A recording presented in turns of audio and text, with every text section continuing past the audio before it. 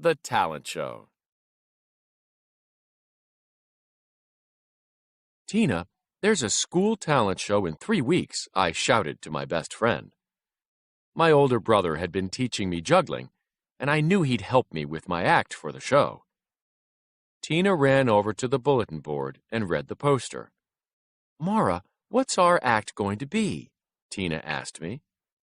Our act, I said, taking a tighter grip on my books.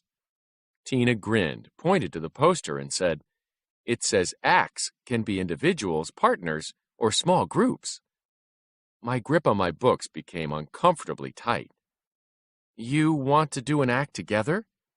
It'll be fun, Tina said. I hesitated for a second before continuing. I've got an idea and... Tina interrupted me. Yeah, me too. Let's talk at lunch.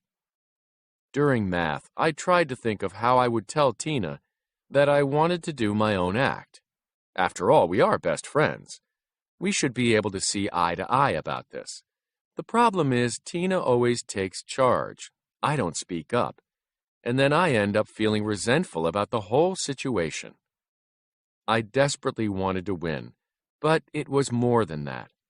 I wanted to win on my own, with an act that was all mine. At lunch, Tina started talking as soon as we sat down. I have it all planned out. My inspiration came from that new TV show, You've Got Talent.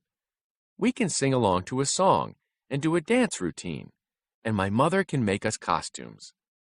Yeah, that's good, I said, but I had another idea. I told her about my juggling act. Tina considered it.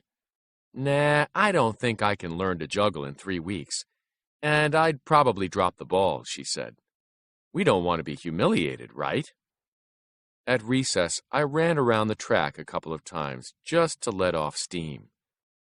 When my grandmother picked me up after school, she drove a few minutes and finally said, Cat got your tongue? I explained about the talent show as she listened carefully. So Tina is not being respectful of your ideas, but it sounds as if you aren't either. What? I shouted. I told Tina her idea was good. No, said my grandmother. I said that you weren't respectful of your own ideas, or you would have spoken up. I understand that you're friends, but you're still accountable for your own actions.